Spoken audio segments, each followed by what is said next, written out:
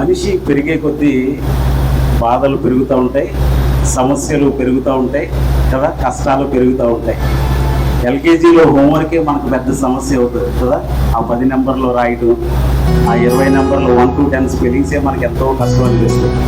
కానీ వయసు పెరిగే కొద్దీ, అనుభవం పెరిగే కొద్దీ, తర్వాత మన చుట్టూ ఉన్న ప్రజలు పెరిగే కొద్దీ మనకు సమస్యలు పెరుగుతూ ఉంటాయి. అయితే ఎంతమంది జీవితాలలో, నేను అడిగితే అందరూ చేతులు ఎత్తవచ్చు, ఎల్కేజీ నుంచి అందరూ చేతులు ఎత్తుతారు. ఎంతమంది జీవితాలలో వారు హృదయం పగిలిన పరిస్థితి, హృదయం బద్దలైన పరిస్థితి, చాలా వేదన కలిగిన పరిస్థితి, దుఃఖం కలిగిన పరిస్థితి ఎంతమంది జీవితంలో కలిగింది అంటే అందరూ చేతులు ఎత్తుతారు. సరే, ఇది సామాన్య ప్రజానికమే అనుకుంటే విశ్వాసి జీవితంలో కష్టాలు వస్తాయా? హైదరాబాద్లో ఈ మధ్య కాలంలో ఒక బోధ మొదలైంది ఏంటంటే, దేవుడిని నమ్ముకుంటే శ్రమలు రావు అని. కానీ అది వాక్య విరుద్ధమైన బోధ. యేసుక్రీస్తు ప్రభువారు ఏమన్నారంటే, శ్రమలో నేను అతనికి తోడై ఉంటాను, అతను విడిపించి గొప్ప చేతులు అన్నారు, కానీ నేనుంటే శ్రమ రాదు అని అనలేదు. స్వయాన యేసుక్రీస్తు ప్రభువారు ప్రయాణించే నావ మీదే అలలు పుట్టాయి, తుఫాను రేగింది కదా. కాబట్టి యేసుక్రీస్తు ప్రభువారు ఉన్న నావ మీదే అలలు కొట్టినాయి అంటే, నా జీవితం అనే నావలో తప్పకుండా అలలు వస్తాయి, తుఫాన్లు వస్తాయి, శ్రమలు వస్తాయి, శోధనలు వస్తాయి, ఇరుకులు వస్తాయి, ఇబ్బందులు వస్తాయి, కష్టాలు వస్తాయి, కన్నీళ్ళు వస్తాయి. ఇది అత్యంత సహజం.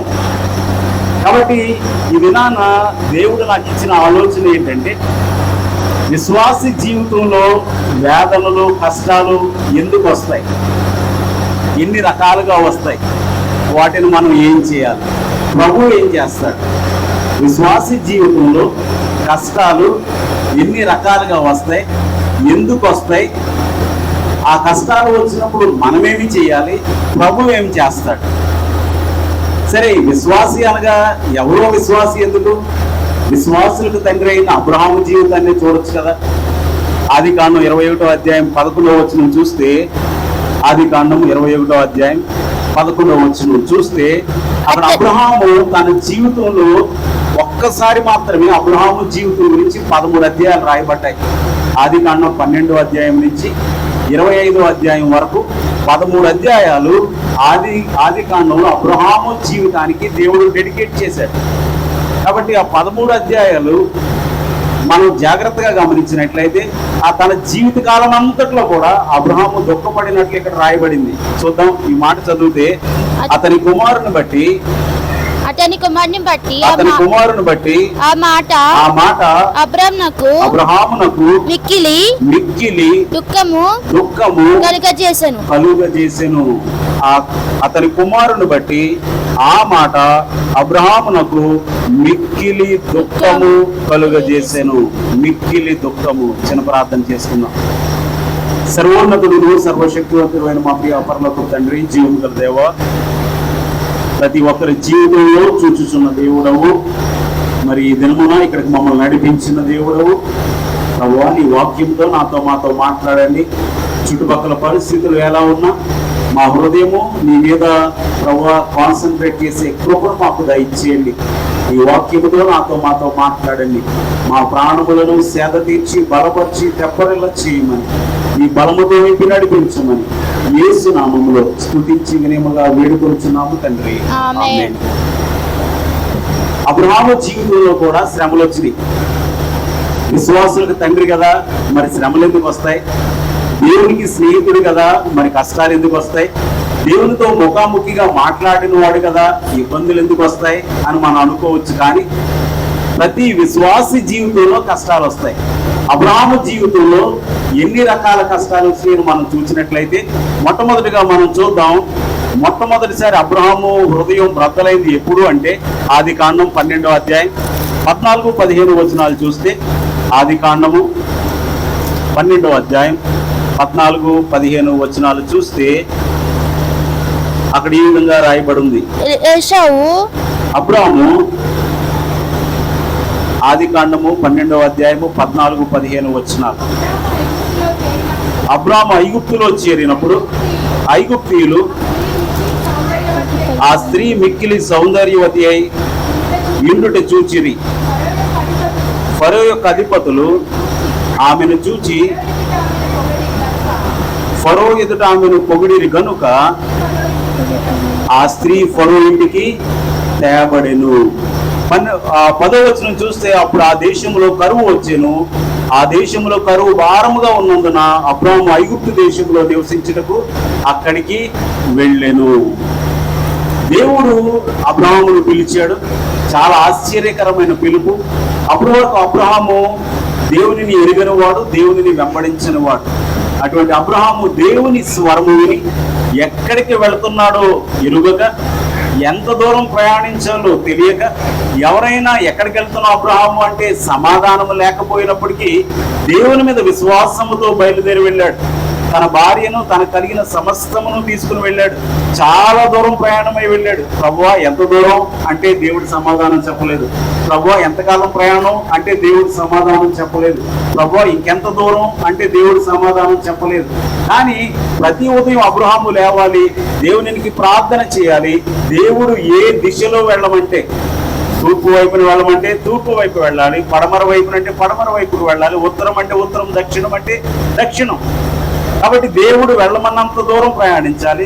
అక్కడ భాష తెలీదు, ప్రజలు తెలీదు, పరిస్థితులు తెలీదు, కరెన్సీ తెలీదు, వాతావరణ పరిస్థితులు తెలీదు, ప్రజలు ఎటువంటి వారో తెలీదు.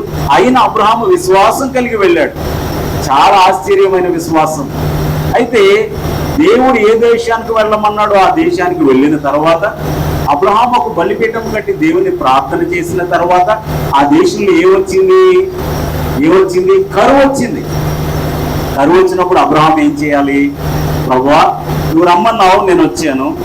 మరి కరువు వచ్చింది, మరి నేను తినటానికి, నా భార్య తినటానికి, నా పరివారు తినటానికి, నా పశువులు తినటానికి ఆహారం లేదు, మరి నేను ఏం చేయాలి అని అడగలేదు. కానీ అబ్రాహాము తన సొంత నిర్ణయాన్ని తీసుకున్నాడు. దేవుని విషయాన్ని పక్కన పెట్టేశాడు. అసలు ఎంత దూరం నేను ఎందుకు వచ్చాను? నా ప్రజలను విడిచి, నా దేశాన్ని విడిచి, నా రక్త సంబంధికులను విడిచి, నా తోబుట్టువులను విడిచి, నా తల్లిదండ్రులను విడిచి నేను ఎంత దూరం దేవుడు పిలిస్తే వచ్చాను కదా. మరి కరువు వచ్చినప్పుడు నేను ఎవరిని అడగాలి? దేవుణ్ణి అడగాలి. కానీ అబ్రాహాం ఏం చేశాడో తెలుసా? తన భార్యను తీసుకుని ఐగుప్తు దేశానికి వెళ్ళిపోయాడు. ఐగుప్తులో సమృద్ధి ఉంది, కానీ ఎంత పెద్ద వ్యక్తి, ఎంత గొప్ప పశువులతో, ఎంత గొప్ప సంపదతో, ఎంత గొప్ప పరివారితో వచ్చేసరికి ఐగుప్తులు ఏం చేశారంటే వెళ్ళి ఆ ఇన్ఫర్మేషన్ ఎవరికి ఇచ్చారు? ఫరోకి ఇచ్చారు.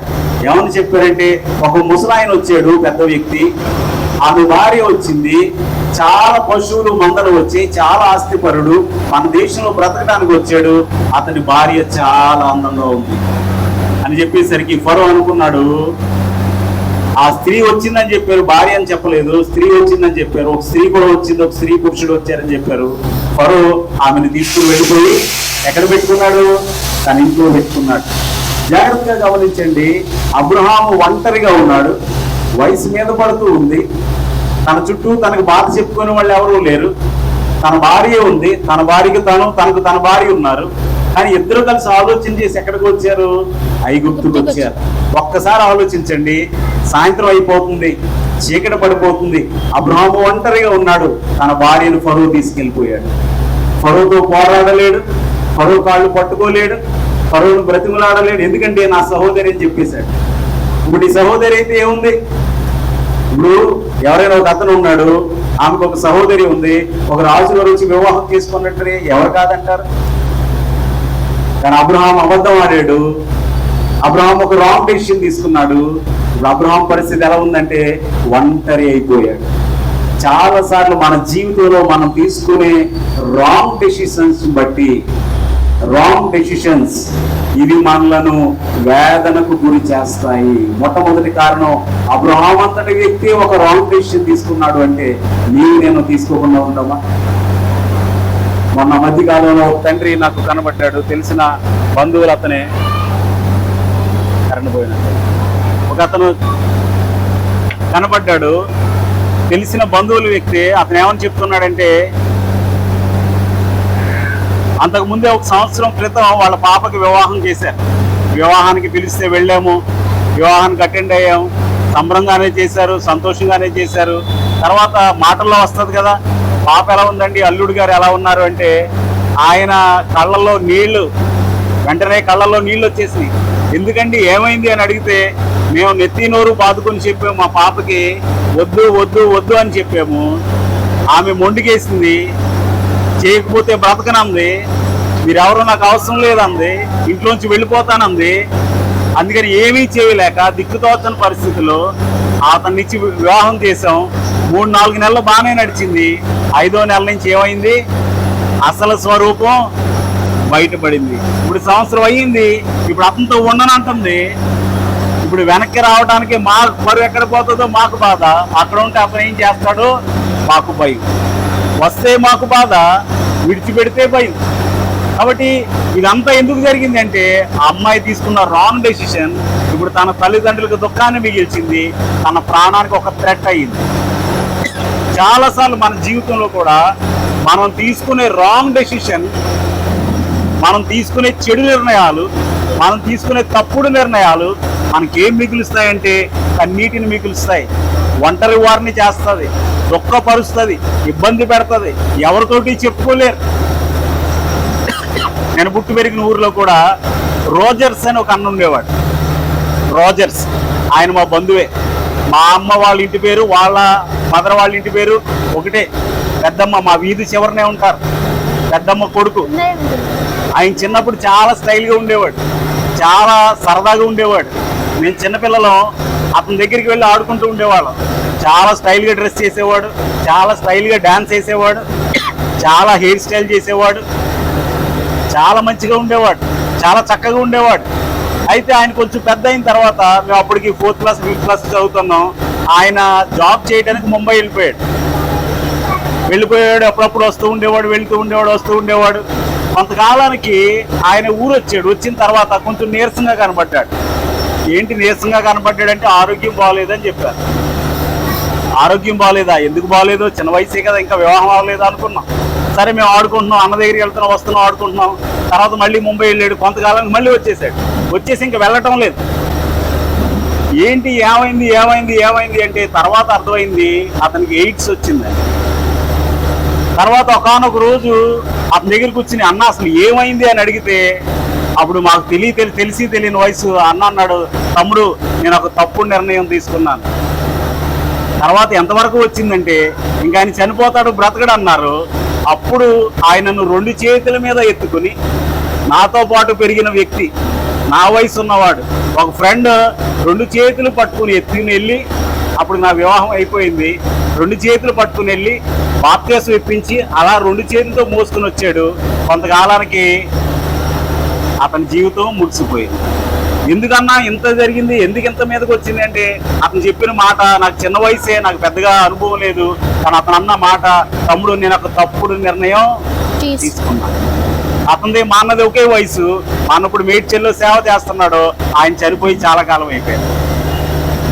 అతను ఎంత బలంగా ఉండేవాడు, బాడీ బిల్డింగ్ చేసేవాడు, స్ట్రాంగ్గా ఉండేవాడు.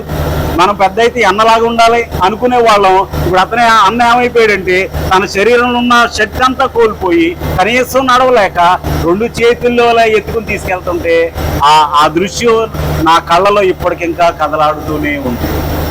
ఒకప్పుడు ఎంత అందంగా ఉండేవాడు, ఒక పక్కన ఎంత చక్కగా ఉండేవాడు, ఎంత స్టైల్గా ఉండేవాడు. ఇప్పుడు 2 చేతుల్లో మోసుకుని వెళ్తుంటే, నేను అప్పుడు వెళ్ళాను, ఆ రోజు వాక్యం నాదే అనుకుంటా, మా ఊర్లో సంఘంలో కూర్చున్నాను.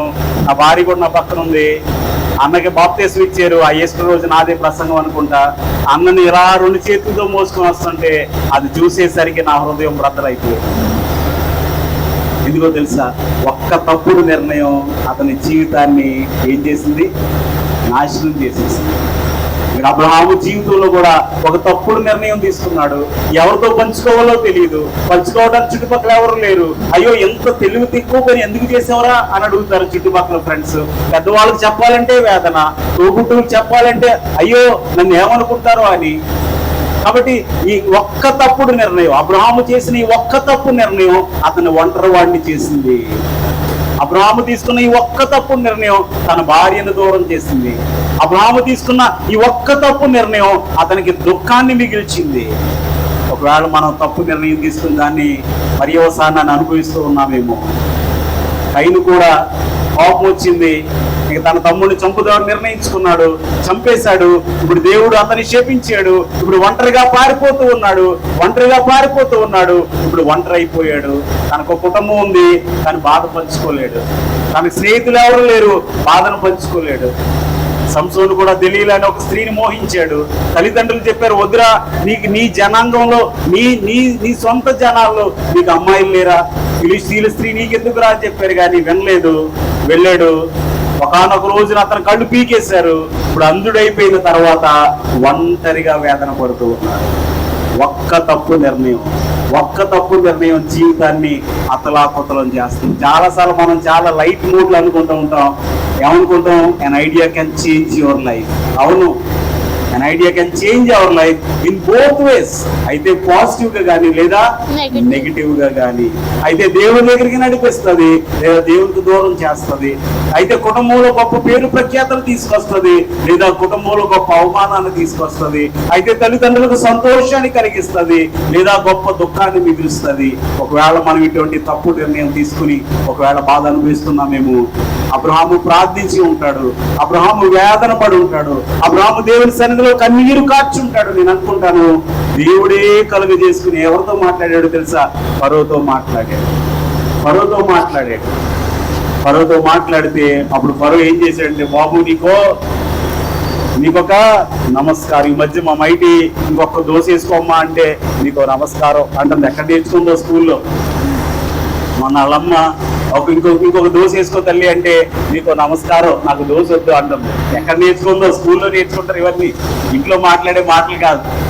అదేవిధంగా ఫరో కూడా ఏం చేశాడంటే చారాన్ని తీసుకొచ్చాడు. అబ్రహాముని బాబు ఇదిగో నీకొక నమస్కారం అని చెప్పి దాసదాసీలను పనివారును ఆస్తిపాస్తుల నుంచి పంపించేశాడు. తన అబ్రహాము జీవితంలో ఆ చేదైన అనుభవం ఎప్పటికీ మిగిలిపోయింది. కాబట్టి చేదైన అనుభవాలు, గుండె పగిలిన పరిస్థితులు ఎందుకు వస్తాయంటే మనం తీసుకునే తప్పుడు నిర్ణయాల వల్ల. అబ్రహాము జీవితంలో కూడా ఒక తప్పు నిర్ణయం తీసుకున్నాడు, చాలా వేదన పడ్డాడు.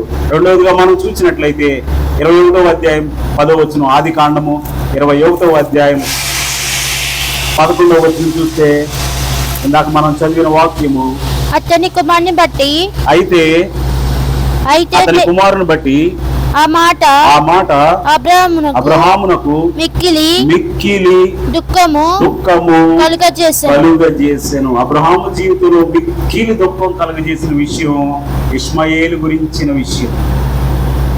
ఇందాక ఐగుప్తుకు వెళ్ళాడు కదా, ఐగుప్తుకు వెళ్ళినప్పుడు ఫరో ఏం చేశాడు? 12వ అధ్యాయంలో చూస్తే దాసీలను పనివారిని పనికత్తెలను ఇచ్చాడు. ఆ పనికత్తెలు అందరిలో ఎవరున్నారో తెలుసా? ఈ హాగర్ అనే స్త్రీ కూడా ఉంది, ఈ చిన్నది కూడా ఉంది. ఈ హాగర్ వచ్చింది. హాగర్ చాలా చురుగ్గా ఉంది, హాగర్ చాలా అందంగా ఉంది, హాగర్ చాలా చలాకీగా ఉంది, అన్ని పనులు చేస్తుంది, సౌందర్యంగా ఉంది, పరివారందరిలో శ్రేష్ఠురాలుగా ఉంది. కాబట్టి సారమ్మ గారు ఏముంది, నీవు హాగరుతో పాటు పొమ్ము, ఒకవేళ ఆమెకు సంతానం కలిగితే నా సంతానం అవుతుంది అనుకున్నది. ఇప్పుడు ఆమన్నట్లే హాగరుతో పోయాడు, హాగరికి సంతానం కలిగింది, అతని పేరు ఇష్మాయేల్. ఇప్పుడు అబ్రహాము ఒకవైపు హాగరు, ఒకవైపు శారా, ఒకవైపు కుమారుడు కలిగిన కుమారుడినిచ్చిన హాగరు, ఒకవైపు సంతానము లేని శారా, ఒకవైపు దేవుడిచ్చిన భార్య శారా, ఒకవైపు శారా ఇచ్చిన భార్య హాగర్. కాబట్టి ఇద్దరిని సాటిస్ఫై చేయలేక, ఇద్దరిని సంపూర్ణంగా ప్రేమించలేక, శారాతో ప్రేమగా ఉంటే హాగర్ కోపం వస్తుంది, హాగరుతో ప్రేమగా ఉంటే శారా కోపం వస్తుంది. ఈలోపు ఇసాకు పుట్టాడు. ఇసాకు 3 సంవత్సరాలు వచ్చినాయి, గొప్ప విందు జరుగుతుంది. ఇష్మాయేలుకి అర్థమైపోయింది, ఏమైంది, ఇక వారసుని నేను కాదు. కాబట్టి వారసుడు ఎవరు? ఇష్మాయేలే. కాబట్టి ఇష్మాయేల్ ఏం చేశాడంటే హీ స్టార్టెడ్ మాకింగ్ ఐజాక్. అపహాస్యం చేయటం మొదలు పెట్టాడు. ఆ అపహాస్యము చేయటం ఎవరు చూశారు? శారా చూశారు. అప్పుడు టైంలో ఉంది, నా కొరకు దయచేసి హాగరుతో పొమ్మని బ్రతిమలాడింది. ఇప్పుడు ఏమంటుందంటే ఈ దాసి కుమారుణ్ణి వెళ్ళగొట్టుము అంటుంది. ఎప్పుడైతే వెళ్ళగొట్టమని చెప్పిందో ఆ మాట అబ్రహాంకి ఏం కలుగజేసింది? దుఃఖం దుఃఖాన్ని కలగజేసింది, మిక్కిలి దుఃఖం కలగజేసింది. శారాకైతే దుఃఖం లేదు, ఎందుకంటే శారా గర్భంలో పుట్టిన ఇస్సాకు ఉన్నాడు, శారాకు సంతోషం ఉంది. ఇప్పుడు ఆ ఇష్మాయేలుకు 17 సంవత్సరాల నుంచి అబ్రహాము చాలా ప్రేమగా పెంచుకుంటున్నాడు. కానీ శారాకు మాత్రం చాలా బాధ కలిగింది. ఆ శారా ఏమన్నదంటే ఈ దాసి కుమారుని వెళ్ళగొట్టు. This is the result of wrong decision. ఎప్పుడైతే తప్పు నిర్ణయం తీసుకుంటామో దాని పర్యవసానం తప్పకుండా మనం భరించాల్సి వస్తుంది. చూడండి, తప్పిపోయిన కుమారుడు తండ్రి నుంచి వేరైపోయాడు. తన తండ్రి నెత్తి నోరు బాదుకున్నాడు. కొద్దిగా ఆయన ఇంట్లోనే ఉండు, నీకేం కావాలో అది ఇస్తానన్నాడు. కానీ తన స్నేహితుల ప్రభావమే పనిచేసింది. వెళ్ళిపోయాడు. డబ్బులున్నంత కాలం జలసాలు చేశాడు, సంతోషించాడు, చాలా సమృద్ధిగా ఉన్నాడు, చాలా ఎంజాయ్ చేశాడు. తన జీవితంలో ఎప్పుడు చూడని విషయాలన్నీ చూశాడు, తన జీవితంలో ఎప్పుడు చేయని విషయాలన్నీ చేశాడు, తన తండ్రి ఒప్పుకోని పనులన్నీ చేశాడు. ఏమయ్యాడంటే తన దగ్గర డబ్బులన్నీ అయిపోయింది. ఇప్పుడు అతనికి ఏమేస్తుంది? ఆకలేస్తుంది. ఏం చేయాలో తెలీదు.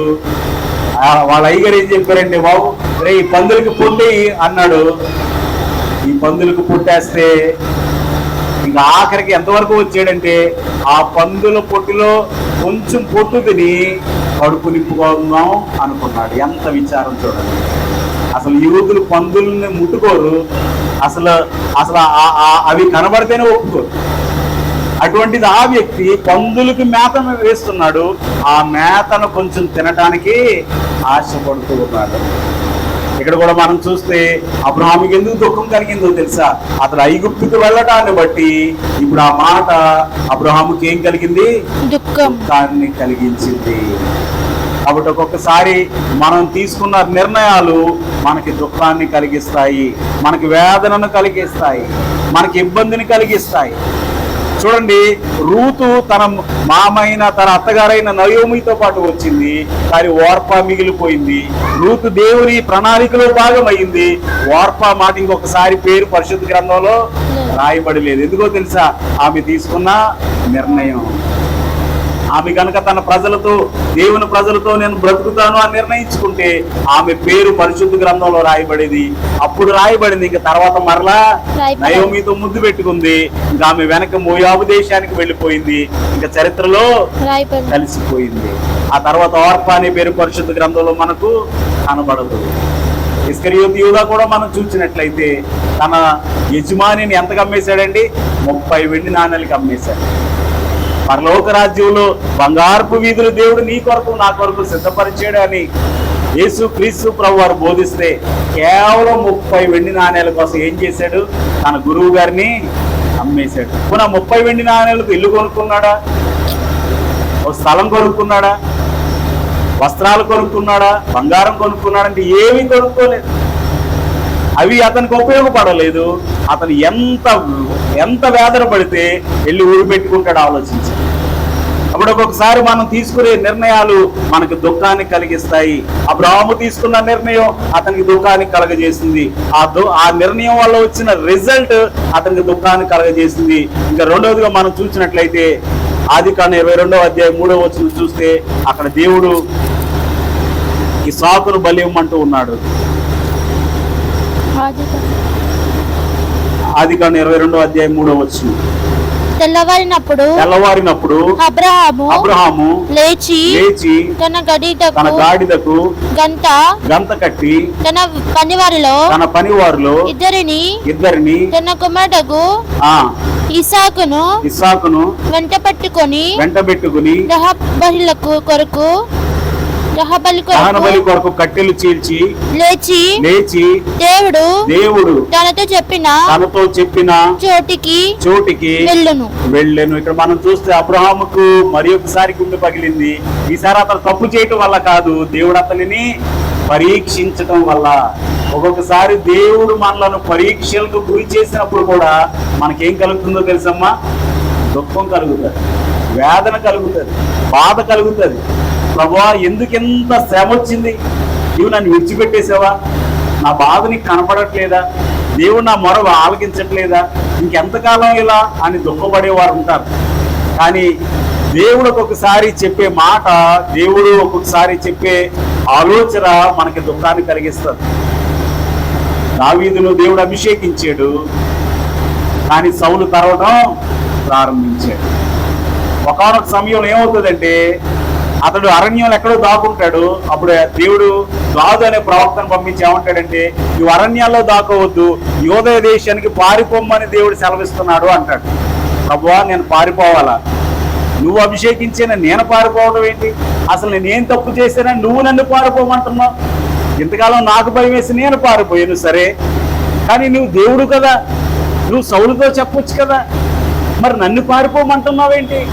అసలు నేనేం చేశాను పొరపాటు? నేను పారిపోవలసిన అవసరం నాకేంటి అని అనలేదు. కానీ దావీదు దేవుడు చెప్పినట్లు యోదయ దేశానికి పారిపోయాడు. ఒకసారి ఒక గొప్ప చాలా ధనికుడైన యవనస్తుడు యేసు ప్రభు దగ్గరికి వచ్చాడు. ఆయన ఎదుట మోకాళ్ళు ఊనాడు. ప్రభువా, నిత్య జీవం పొందడానికి నేను ఏం చేయాలి అని అన్నాడు.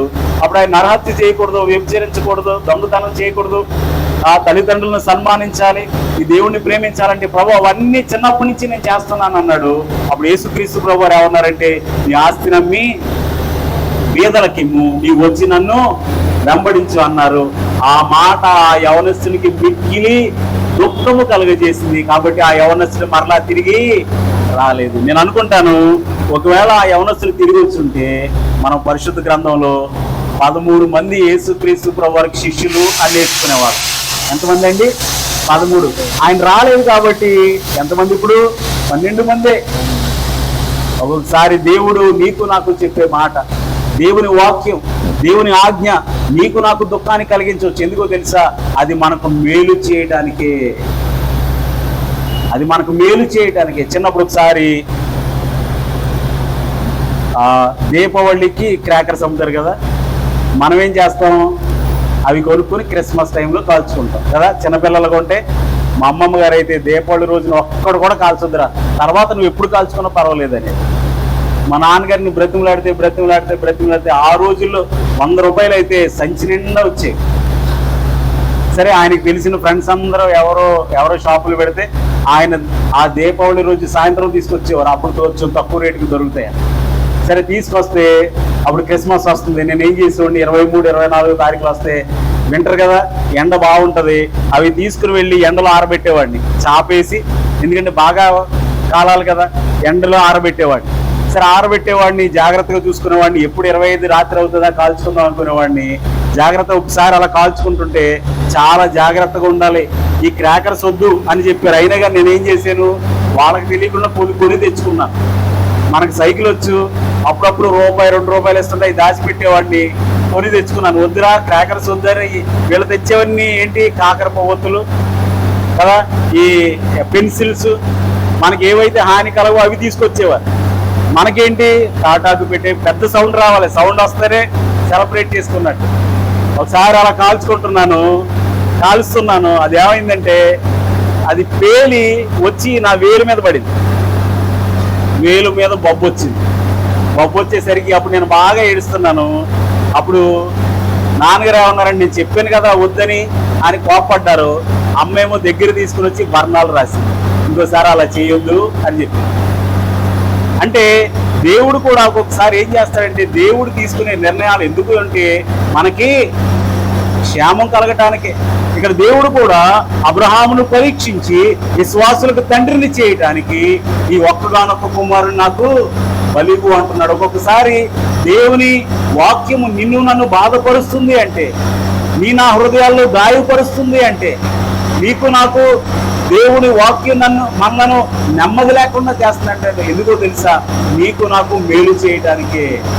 ఇక్కడ అబ్రహాము జీవితంలో కూడా దేవుడు మాట చెప్పాడు, ఈ ఒక్కగానొక్క కుమారుణ్ణి బలివ్వమన్నాడు. చాలా ఆశ్చర్యం చూడండి, 21వ అధ్యాయంలోనేమో ఇష్మాయిల్ని పంపించేయమన్నాడు. ప్రభువా, నేను పంపించేస్తాను, నాకు దుఃఖం కలిగినా పర్లేదు, నేను పంపించేస్తాను అన్నాడు. 22వ అధ్యాయం ప్రారంభమైందో లేదో, ఇప్పుడు ఇస్సాకుని మెండరికేసి తగలబెట్టేమంటున్నాడు దేవుడు. ప్రభువా, ఎంత కఠినుడు, నువ్వు ఇష్మాయిల్ని పంపించమంటేనే నా ప్రాణం పోయింది కదా, ఇప్పుడు ఒక్కగానొక్కవాడు చిన్నవాడు ఇస్సాకును కూడా ఇచ్చేయమంటే నేను ఏమైపోవాలి ప్రభువా? ఎంత దుఃఖం కలిగించి ఉంటుంది గమనించండి.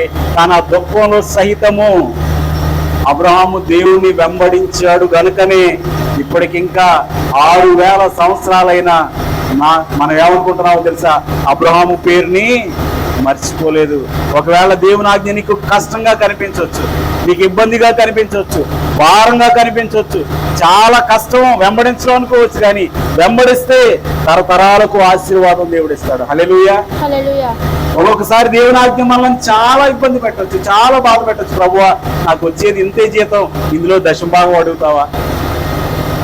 ప్రభువా నాకున్నది ఒక్కడే కుమారుడు, ఒక్కదే కుమార్తె, వీళ్ళు కూడా దేవుని సేవకు ఇవ్వాలా? ప్రభువా నా పరిస్థితి ఎంత తక్కువగా ఉంది, అయినా నీ పని నేను చేయాలా?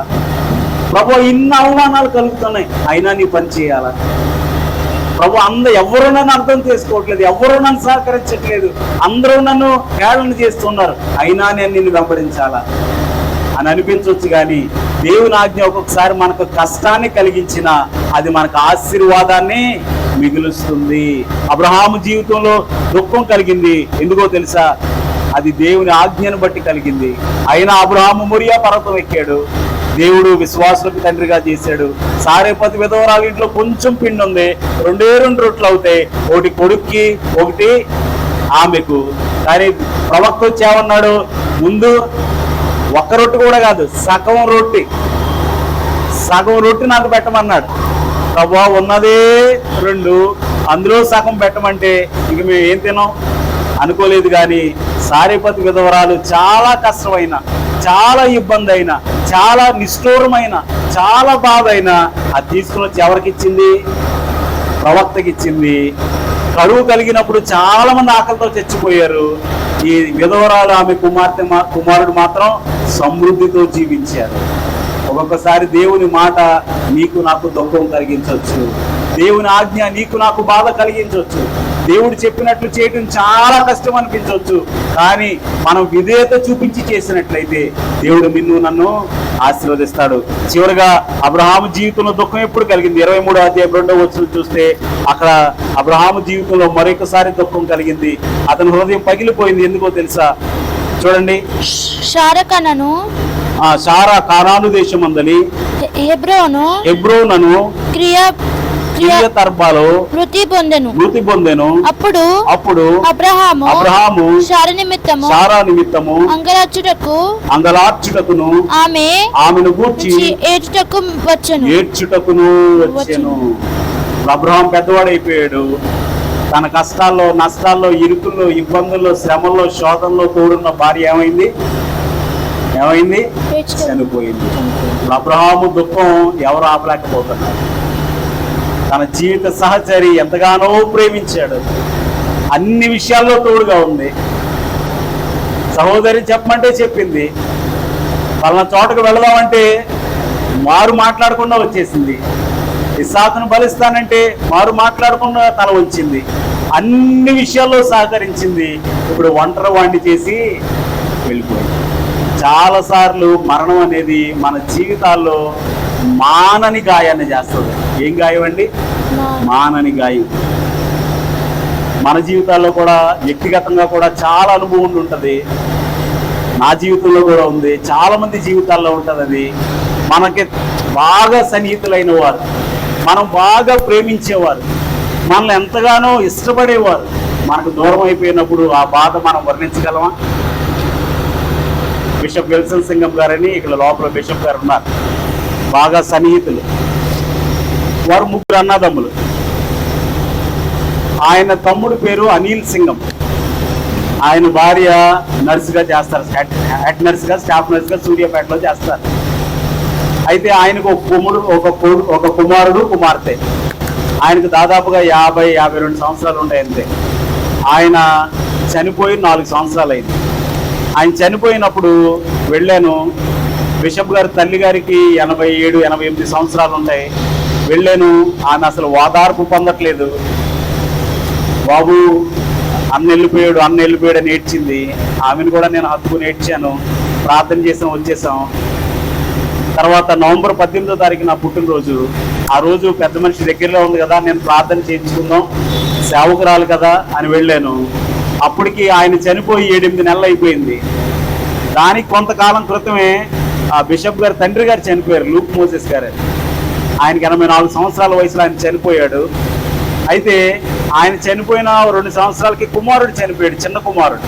ఇంకా ఆయనకి 2 అన్నలు ఉన్నారు, బిషప్ గారు వాళ్ళ పెద్ద అన్న జాన్సన్ అన్న. అయితే అమ్మ వెళ్ళినప్పుడు ప్రార్థన చేయించుకున్న తర్వాత కాసేపు కూర్చుంటే ఆమె ఏమందో తెలుసా, నాకన్నా ముందు అనిల్ అన్న వెళ్ళిపోయాడు, నేను చనిపోయే వరకు ఆ దుఃఖము నన్ను విడిచిపెట్టదు, అది మానని దుఃఖము అని చెప్తుంది. మానని దుఃఖమా? మానని దుఃఖం కూడా ఉంటుందా అని వాక్యంలో చూస్తే, వాక్యంలో నాకు కనబడింది, ఓదార్పు నందనల్లని దుఃఖాలు ఉంటాయి. మత్తయి సువార్తలో రాయబడి ఉంటుంది, ఆమె తన కుమారుని దూరపరుచుకున్నందున ఆమె ఓదార్పు నొందక పోయెను అని వాక్యంలో రాయబడి ఉంది. కొన్ని దుఃఖాలు ఉంటాయి, అవి ఎంత బాధపరుస్తాయంటే కొన్ని దుఃఖాలకి ప్రశ్నలు సమాధానం ఉండదండి. ఎందుకు అలా జరిగింది? సమాధానం ఉండదు. అసలు మేము చేసిన పొరపాటు ఏంటి? సమాధానం ఉండదు. అయ్యో నేను వేరే విధంగా వేరే హాస్పిటల్ తీసుకుని వెళ్ళుంటే కాపాడుకునేవాడినే, సమాధానం ఉండదు. అయ్యో నేను ఇంకొంచెం ఖర్చు పెట్టుంటే, అయ్యో ఇంకొంచెం ఇన్సూరెన్స్ ఎక్కువ ఉంటే, అయ్యో ముందే జాగ్రత్త పడి ఉంటే, ఎన్నో ప్రశ్నలు వస్తాయి, కానీ వాటికి మాత్రం సమాధానం ఉండదు. కానీ ఈ దుఃఖం నుంచి విడిపించగలవాడు దేవుడు మాత్రమే. సెప్టెంబర్ 5వ తారీఖు, సెప్టెంబర్ 3వ తారీఖు అనుకుంటా, 4వ తారీఖు, అప్పుడు మేము సూర్యాపేటలో ఉన్నాం. 2020వ సంవత్సరం సూర్యాపేట నుంచి వస్తుంటే నా భార్య కొంచెం కోల్డ్ అయింది. కరోనా చాలా ముమ్మరంగా ఉంది. ఎప్పుడు కారులో ప్రయాణం చేసినా తినడానికి ఏదో పెట్టుకుంటాం. సూర్యాపేట నుంచి భోజనం చేసాం, బయలుదేరాం, గంటన్నర అయింది. ఏదో ఒకటి తిందామని డాష్ బోర్డ్లో చూస్తే ఏదో ఉంది. సరే తింటుంటే నాకు స్మెల్ రావటం లేదేంటి అంది. అనేసరికి నేనన్నాను, స్మెల్ రాకపోవడం ఏంటి అనుకున్నాం. సరే లైట్గానే తీసుకున్నాం, ఇంటికి వచ్చేసాం. ఇంటికి వచ్చిన తర్వాత కూడా ఏదో వర్క్ ఉందాం చేసుకుంటుంది. రాత్రి 9:30 పావుతక్కువ 10 అయింది. నా ల్యాప్టాప్ మీద నేనున్నాను. సూర్యాపేట నుంచి ప్రయాణం వచ్చేసాం. నా ల్యాప్టాప్ మీద నేనున్నాను, ఆ ల్యాప్టాప్ మీద ఆమె ఉంది. పిల్లలు ఏదో ఆడుకుంటున్నారు, వాళ్ళ మదర్ వాళ్ళ ఇంట్లో ఉన్నాం. పావుతక్కువ 10 ఆ టైంకి ఆమెకి బాగా జలుబు చేసింది. ఏంటి అని చెప్పి కొంత కిట్ ఎప్పుడు మా దగ్గర ఉండేది, టెస్ట్ చేసుకునే కిట్. ఆ కిట్తో టెస్ట్ చేసుకుంటే స్ట్రాంగ్ పాజిటివ్ వచ్చింది. పాజిటివ్లు కూడా 2 రకాలు ఉంటాయి, లైట్ పాజిటివ్, స్ట్రాంగ్ పాజిటివ్. చాలా స్ట్రాంగ్ పాజిటివ్ వచ్చింది ఆమె. అప్పటికి 2-3 రోజుల నుంచి జలుబు ఉంది. మేమందరం ఒకే రూమ్లో ఉన్నాం సూర్యాపేటలో. ఒక్కసారిగా నా క్రింద ఉన్న భూమి రద్దలైపోయినట్టు అయింది. ఏం జరుగుతుందో నాకు అర్థం అవ్వలేదు, ఏం జరుగుతుందో నాకు అర్థం అవ్వని పరిస్థితి. అప్పటికే మా నాన్నగారికి కరోనా వచ్చి హాస్పిటల్లో ఉన్నారు. ఈలోపు ఏమి కరోనా వచ్చింది, అది కూడా చాలా స్ట్రాంగ్ పాజిటివ్. నేను ప్రైమరీ కాంటాక్ట్, పిల్లలు కూడా క్లోజ్గా ఉన్నారు. ఎంత టెన్షన్లో ఉండగా సరే ఏం చేయాలో తెలియక పిల్లలిద్దరిని వాళ్ళ పెద్దమ్మ వాళ్ళ ఇంటికి పంపించాం. మేమిద్దరం మా ఇంటికి వెళ్ళిపోయాం. మా అమ్మ బెడ్రూమ్లో ఉంది, నేను బెడ్రూమ్లో ఉన్నాను. మా నాన్నగారు చూస్తే ఊర్లో హాస్పిటల్లో ఉన్నారు. కొంచెం కరోనా ఎక్కువైంది అన్నారు. సరే ఊర్లో కాదు, రాజమండ్రి తీసుకెళ్తాం, పెద్ద హాస్పిటల్ ఉందని అక్కడ తీసుకెళ్లారు. ఆ ముందు రోజు 5వ తారీఖు మధ్యాహ్నం తీసుకెళ్లారు. చాలా ఎక్కువ ఉంది, చాలా ఎక్కువైపోతుంది అన్నారు. సరే 6వ తారీఖు వచ్చింది. మధ్యాహ్నం మా తమ్ముడు అక్కడ దగ్గరలో ఉంటే వాడిని పంపిస్తే కొంచెం ఇబ్బందిగానే ఉందని అన్నారు. సాయంత్రం 9:30 పావుతక్కువ 10 అయింది. అంతకుముందే డాక్టర్ అన్నారు వెంటిలేటర్ పెట్టడం కష్టం ఉంది, వెంటిలేటర్ పెట్టకూడదు కరోనా పేషెంట్కి అన్నారు. ఒక పావు గంట 20 నిమిషాలు అయ్యేసరికి మీ నాన్నగారు చనిపోయారని ఫోన్ చేసి చెప్పారు. ఓ పక్కన నా భార్య కరోనా, ఓ పక్కన మా నాన్నగారు లేరు. అప్పటికి నేను చూసి 9 నెలలు అయ్యింది. ఏం చేయాలో తెలియదు. నాకు కరోనా ఉందేమో, బయటపడుతుందో లేదో తెలియదు. నా పిల్లలకి ఎలా ఉంటుందో తెలియదు. వారు ప్రైమరీ కాంటాక్ట్. నేను హైదరాబాద్లో ఉన్నాను, మా ఊరు 480 కిలోమీటర్ల దూరం. ఓ పక్కన ఈమెను ఒంటరిగా వదలలేను, ఆయన దగ్గరికి వెళ్ళాలి. అమ్మకు వచ్చిందో లేదో తెలియదు, నా పిల్లలకు వస్తుందో లేదో తెలియదు, నాకు వస్తుందో లేదో తెలియదు. తెల్లారితే పరిస్థితి ఎలా ఉంటుందో తెలియదు. సరే బయలుదేరి వెళదాం అనుకున్నాను, బయలుదేరాను. సరే నేను ఒక్కడిని, మీరు ఒక్కడో డ్రైవ్ చేయలేరని మా బామ్మర్ది వచ్చాడు. వెళ్తున్నాం, బాడీ ఇవ్వను అన్నారు. బాడీ ఇవ్వను అనేసరికి బాడీ ఇవ్వకపోతే ఎట్లా అంటే కరోనా పేషెంట్స్ బాడీ ఇవ్వరండి అన్నారు. సరే మా అన్నగారికి తెలిసిన డాక్టర్ గారు కాబట్టి ఏదో బ్రతుకులాడితే బాడీ ఇస్తాం, కానీ 10 నిమిషాల్లో చేసేయాలి. స్టాఫ్ వస్తారు, ఆ స్టాఫ్ అక్కడ ఉండగానే చేసేయాలి. అంబులెన్స్లో పంపిస్తారు, అంబులెన్స్లో దించిన వెంటనే చేసేయాలి. నలుగురికి మించి ఎక్కువ మంది ఉండకూడదు అన్నారు. దాదాపుగా రాజమండ్రిలో బయలుదేరేసరికి 11:30-12 అయింది. మా ఊరు వచ్చేసరికి 2 గంటలు వచ్చేస్తారు, 2 అయింది.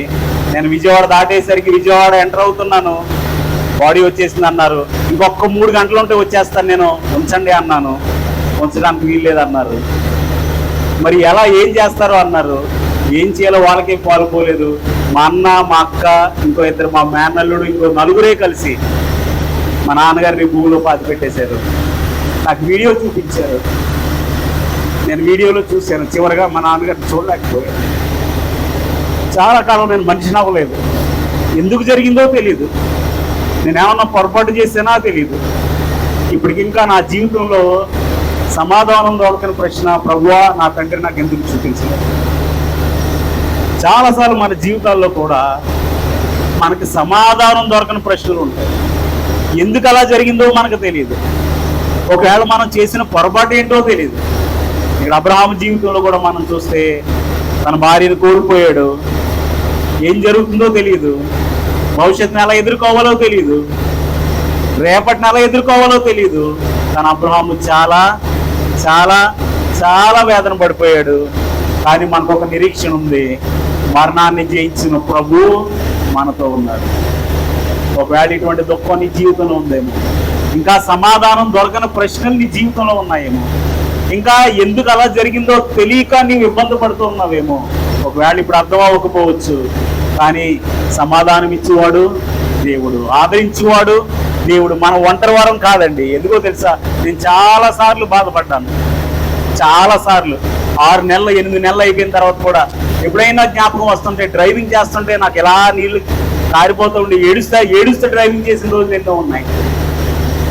అప్పుడు నా భార్య ఎందుకు దేవుడు తీసుకున్న నిర్ణయాన్ని నువ్వు ఇంకా ఒప్పుకోలేకపోతున్నావు? దేవుడు నిర్ణయం తీసుకున్నాడు, 8 నెలలు అయిపోయింది, ఎందుకు ఇంకా దేవుడు తీసుకున్న నిర్ణయాన్ని నువ్వు యాక్సెప్ట్ చేయలేకపోతున్నావు? అప్పుడు నేను అనుకున్నాను, ప్రభువా చావైనా బ్రతికైనా నీతోటే, నువ్వు ఒక నిర్ణయం తీసుకున్నావు, నువ్వు తీసుకున్న నిర్ణయానికి నేను యాక్సెప్ట్ చేస్తున్నాను. కాబట్టి ఒక్కొక్కసారి దేవుడు నిర్ణయం తీసుకుంటాడు, ఆ నిర్ణయానికి మనం అవునని కానీ కాదని కానీ చెప్పలేము. కానీ మనకు ఒక నిరీక్షణ ఉంది. ఆ నిరీక్షణ ఏంటో తెలుసా, మరణాన్ని జయించిన ప్రభు నీతో నాతో ఉన్నాడు. మరణమైన ఆయనకు మరణం కాదు, చీకటైన ఆయనకి చీకటి కాదు, మనం మరణంలో కూడా ఒంటరి వారము కాదు. ఎందుకో తెలుసా, పునరుద్ధానుడైన ప్రభు నీతో నాతో ఉన్నాడు. అబ్రహాం జీవితంలో గొప్ప దుఃఖం కలిగింది. ఈ ప్రతి విషయంలో వారు కలిసి ఉన్నారు. దాదాపుగా 100 సంవత్సరాలు కలిసి ఉన్నారు. మంచి చెడ్డ అన్నిటిలో కలిసి ఉన్నారు. ఇప్పుడు ఒంటరి వాడిని చేసి వెళ్ళిపోయింది. అబ్రహాంకి ఏం చేయాలో పాలుపోవట్లేదు, కానీ తన దేవుడిని బట్టి గొప్ప ధైర్యం కలిగింది. ఒకవేళ ఇటువంటి దుఃఖం ఇంకా నీ జీవితంలో ఉందేమో, ఒకవేళ ఇటువంటి వేదన ఇంకా నిన్ను బాధిస్తూ ఉందేమో, ఒకవేళ ఇటువంటి చేదైన అనుభవాలు ఇంకా నిన్ను వెంబడిస్తూ ఉన్నాయేమో, ఇదిగో ప్రభువును బట్టే మనకు ధైర్యం, ప్రభువును బట్టే మనకు ధైర్యం. కాబట్టి మన దేవుడు ఒకవేళ మనం తప్పుడు నిర్ణయాలు తీసుకున్నా దానిని బట్టి ఒకవేళ మనం బాధ అనుభవిస్తూ ఉన్నామేమో, ఒకవేళ తప్పుడు నిర్ణయాన్ని బట్టి వచ్చిన పర్యవసానాన్ని బట్టి మనం బాధ అనుభవిస్తూ ఉన్నామేమో, లేదంటే ఒక్కొక్కసారి దేవుని ఆజ్ఞ మనకు కఠినమైనందున ప్రభువా నేను నీ యందు భయభక్తులు కలిగి జీవించలేకపోతున్నానని దుఃఖపడుతున్నామేమో, ఒకవేళ మనకు ప్రియులైన వారిని కోల్పోయి ఏడుస్తూ ఉన్నామేమో. దుఃఖం ఏదైనా కానీ విడిపించేవాడు దేవుడు, మరణమైనా కానీ జీవం ఇచ్చేవాడు దేవుడు, కరువైనా కానీ సమృద్ధి ఇచ్చేవాడు దేవుడు, శ్రమ అయినా కానీ ఆదరించేవాడు మన దేవుడు. ఒకవేళ మనం బాధపడుతూ ఉన్నామేమో, వేదన పడుతూ ఉన్నామేమో, దుఃఖపడుతూ ఉన్నామేమో. అబ్రహాము జీవితం కూడా ఏదో చక్కగా ఏదో నల్లేరుపై నడకంటారు చూసా, సాఫీగా సాగిపోలేదండి. ఎన్నో ఒడిదుడుకులు ఎదుర్కొంటే అతడు విశ్వాసులకు తండ్రి అయ్యాడు. ఎన్నో శ్రమలకు ఓడిస్తే అతడు విశ్వాసులకు వీరుడయ్యాడు. ఎన్నో కష్టాలు కన్నీళ్లు ఎదుర్కొన్న తర్వాతే అతడు దేవునికి స్నేహితుడయ్యాడు. ఒకవేళ కష్టాలు నిన్ను కృంగదీస్తున్నాయేమో, దేవుని విడిచిపెట్టొద్దు. ఒకవేళ కష్టాన్ని నిన్ను బాగా కృంగతీస్తున్నాయేమో, ఎవరికి చెప్పుకోవాలో తెలియని స్థితిలో నీవు ఉన్నావేమో, కానీ దేవుడు ఈ దినమని నీ దగ్గరికి వస్తున్నాడు. అబ్రహాము జీవితం ఊరికనే సాగిపోలేదు, ఊరికనే విశ్వాసులకు తండ్రి అయిపోలేదు, ఊరికనే దేవునికి స్నేహితుడు అయిపోలేదు. ఎన్నో శ్రమలు, ఇబ్బందులు, కష్టాలు, కన్నీళ్లు ఎదుర్కొన్నాకే అబ్రహాము విశ్వాస వీరుడయ్యాడు. ఒకవేళ నీ జీవితంలో శ్రమలు ఉన్నాయేమో, రండి మన జీవితాలను దేవునికి సమర్పిద్దాం. తలలు వంచినట్లయితే మన జీవితాలను దేవునికి సమర్పిద్దాం. ఒకవేళ తీసుకున్న తప్పుడు నిర్ణయాల వల్ల ఇంకా నీ వేదన, బాధ, కష్టం, కన్నీరు, ఇబ్బంది, ఇరుకు ఎవరికి చెప్పుకోలేక శ్రమ పడుతూ ఉన్నావేమో, కనీసం ప్రార్థన చేయండి అని చెప్పుకోవటానికి కూడా సిగ్గుపడే పరిస్థితులు ఉన్నాయేమో, అని దేవుడు తలుగు చేసుకుంటాడు. దేవునికి అప్పగిందాం. మన దేవుడు సర్వశక్తి గల దేవుడు, మన దేవుడు విడిపించే దేవుడు, మన దేవుడు సంతృప్తినిచ్చే దేవుడు, మన దేవుడు బలపరిచే దేవుడు. అబ్రహామును ఒంటరిగా విడిచిపెట్టలేదండి.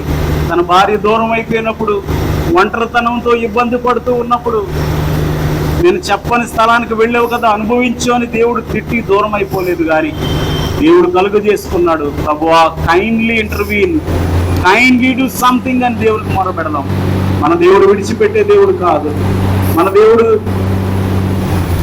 మన దేవుడు వదిలివేసే దేవుడు కాదు, మన దేవుడు పట్టించుకోని దేవుడు కాదు. ఐగుప్తు దేశంలో పరదేశిగా ఉండి ఒంటరిగా బాధను అనుభవిస్తూ ఉన్నప్పుడు దేవుడు అబ్రహామును జ్ఞాపకం చేసుకున్నాడు. ఇష్మాయేలును పంపించేయమన్నప్పుడు దేవుని ఆజ్ఞ కష్టమైన, కఠినమైన, శ్రమైన, దుఃఖమైన, మిక్కిలి దుఃఖం కలగజేసిన దేవుని మాటకు లోబడ్డాడు. మనం కూడా దేవుని మాటకు లోబడదాం. తన భార్య దూరం అయిపోయినప్పుడు ఎంత ఒంటరితనాన్ని అనుభవించాడో, ఎంత వేదన అనుభవించాడో, ఎంత ఒంటరిగా ఏడ్చాడో, రోధించాడో. కానీ దేవుడు, మన దేవుడు మరణంలో కూడా మనల్ని విడిచిపెట్టని దేవుడు, మరణాన్ని జయించిన దేవుడు. ఒకవేళ ఇంకా సమాధానం లేని ప్రశ్నలతో ఉక్కిరిబిక్కిరైపోతూ ఉన్నావేమో, సమాధానం దొరకక తల పగిలిపోతూ ఉన్నదేమో, మనశ్శాంతిగా నిద్రలేకపోతున్నావేమో, ప్రశాంతంగా తినలేకపోతున్నావేమో, నీ గృహంలో నెమ్మది లేదా, నీ భార్య భర్తల మధ్య సఖ్యత, సంతోషం లేదా, నీ తోబుట్టువులతో ఇంకా ఇబ్బందేనా, నీవు పని చేసే చోట నెమ్మది లేదా, నీ మనసులో ఆనందం లేదా, సమాధానం లేదా, సంతోషం లేదా, ఇదెంత చేసినా నేను అర్థం చేసుకోలేకపోతూ ఉన్నారా? నువ్వు దేవునికి అప్పగించు. మన దేవునికి అసాధ్యమైనది ఏదీ లేదు. మన దేవుడు విడిచిపెట్టే దేవుడు కాదు, మన దేవుడు వదిలివేసే దేవుడు కాదు, మన దేవుడు నెట్టివేసే దేవుడు కాదు. ఇదిగో ఇదిలానా అబ్రహాము జీవితంలో ఇన్ని వేదనలు అనుభవించాడు, కానీ దేవుని కోసం నిలబడ్డాడు. ఇన్ని దుఃఖాలు కలిగిని అయినా దేవుని విడిచిపెట్టలేదు. తన కుమారుని అప్పగించమన్నప్పుడు దేవుని మాటకు వెనుదీయలేదు, ఎదురు తిరగలేదు, దేవుని విడిచిపెట్టలేదు. దేవునిని ఆహ్వానిద్దాం. ప్రభువా నా జీవితం నీకు అప్పగిస్తున్నాను, ప్రభువా నా పరిస్థితి నీకు అప్పగిస్తున్నాను, ప్రభువా నా భవిష్యత్తు ఏంటో నాకు అర్థం అవ్వట్లేదు, ప్రభువా నా పిల్లల భవిష్యత్తు ఏంటో నాకు అర్థం అవ్వట్లేదు, ప్రభువా నేను చేసిన తప్పుడు ఆలోచన, తప్పుడు నిర్ణయం నన్ను ఇంకనూ it is haunting me lord, నన్ను వెంటాడుతుంది, వేదన పరుస్తుంది, దుఃఖపరుస్తుంది. ఇదిగో ఒంటరిగా ఉన్న తప్పుపోయిన కుమారుని వలె పొందుల పట్టు కోసం ఆశపడి వేదన పడుతున్న తప్పుపోయిన కుమారుని వలె నీ జీవితం ఉందేమో. ఐగుప్తులో ఉన్న అబ్రహాము వలె, భార్యను కోల్పోయిన అబ్రహాము వలె నీ దుఃఖము, నీ వేదన, ఓదార్పు లేని స్థితిలోనే ఉన్నావేమో. సమాధానం లేని ప్రశ్నలు నిన్ను వేధిస్తున్నాయేమో. ప్రతి సమస్యకు సమాధానం వేసే యేసును హత్తుకో, యేసును వెంబడించు, యేసుకు అప్పగించు. ప్రార్థన చేసుకున్నాం. సర్వోన్నతుడు, సర్వశక్తివంతుడు అయిన మా ప్రియ పరలోక తండ్రి, జీవం గల దేవా, అబ్రహాము జీవితంలో కలిగిన వేదనలు, బాధలు, కష్టాలు, కన్నీళ్లు, ఇరుకులు, ఇబ్బందులు, ప్రభువా ఒంటరితనము, ఇవన్నీ అనుభవించాడు నాయన. అతను తీసుకున్న తప్పుడు నిర్ణయం వల్ల ప్రభువా ఎంత వేదన అనుభవించాడు, ఎంత దుఃఖం అనుభవించాడు, ఎంత ఒంటరితనాన్ని అనుభవించాడు. ప్రభువా నీవు కలుగ చేసుకుని అబ్రహాముకు ఓదార్పునిచ్చావు. ప్రభువా శారాను విడిపించావు, నీకు స్తోత్రం నాయన. మరి ఇష్మాయేలును పంపించివేయమన్నప్పుడు ప్రభు అతనికి మిక్కిలి దుఃఖం కలిగింది, కానీ నీ మాటకు శిరస వహించాడు. ఇస్సాకును బలిగా అర్పించమన్నప్పుడు సిద్ధపడిపోయాడు. ఎంత దుఃఖపడ్డాడు, ఎంత వేదన పడ్డాడు, ఎంత శ్రమ పడ్డాడు. ప్రతి అడుగు అతని గుండెల్లో ఎంత బాధను మిగిల్చిందో. కానీ ప్రభువా మొరియా పర్వతం ఎక్కాడు. ప్రభువా నీ గొప్ప కృప చూపించారు. తన భార్యను కోల్పోయినప్పుడు హృదయం ఎంత విచ్ఛిన్నమైపోయిందో, ఎంత వేదన పడ్డాడో. ప్రభువా సాష్టాంగపడి ఏడ్చాడు, అంగలార్చాడు, రోధించాడు, బాధపడ్డాడు. ప్రభు అయినా నీవు అబ్రహాముని విడిచిపెట్టలేదు. ప్రభువా మమ్మల్ని కూడా విడిచిపెట్టొద్దు నాయన. కొన్ని సమాధానం లేని ప్రశ్నలు మమ్మల్ని వేధిస్తూ ఉండగా ఎందుకు అలా జరిగిందో మాకు అర్థం అవ్వట్లేకపోయినా ప్రభువా నీ మీద నమ్మకంతో, ప్రభువా నీ మీద ఆశతో, ప్రభువా నీ మీద నిరీక్షణతో ఇంకా నువ్వు నీ పాదములు పట్టుకుని గోజాడుతూ ఉండగా ప్రభువా ప్రతి కుటుంబంలో సమాధానం దయచేయండి. ప్రతి కుటుంబంలో తీసుకున్న తప్పుడు నిర్ణయాల వల్ల కలిగే ప్రభువా బాధ నుంచి ఉపశమనం కలిగించండి, విముక్తి కలిగించండి, విడుదల దయచేయండి. ప్రభువా బిడ్డలు ఎంత వేదన పడుతున్నారు, ప్రభువా తల్లులు ఎంత దుఃఖపడుతున్నారు. ప్రభువా జ్ఞాపకం చేసుకోండి, ఓదార్పు దయచేయండి, బలపరచండి. Kindly provide a solution O Lord. ప్రభువా ప్రతి సమస్యకు సమాధానం నీవే గనుక ప్రతి కుటుంబంలో సమాధానం దయచేయండి, సొల్యూషన్ దయచేయండి. ప్రభువా నెమ్మది దయచేయండి. గుండె పగిలిన స్థితిలో ఎంతమంది ఉన్నారో గుండె చెదరిన వారిని బాగు చేయువాడవు నీవే, వారి గాయములు కట్టువాడవు నీవే. జ్ఞాపకం చేసుకోండి, కృప చూపించండి, ధైర్యపరచండి, బలపరచండి. ప్రభువా కృప చూపించండి. ఈ కృపకు ప్రతి కుటుంబాన్ని, ప్రతి బిడ్డను, ప్రతి ఒక్కరి భవిష్యత్తును, ప్రతి చిన్న బిడ్డను, పెద్దవారిని, ప్రతి ఒక్కరిని మీ చేతులు సమర్పించుకొచ్చు. యేసు నామములో, జీవమై ఉన్న యేసు నామములో స్తుతించి వినయముగా వేడుకొనుచున్నాము తండ్రి. ఆమేన్.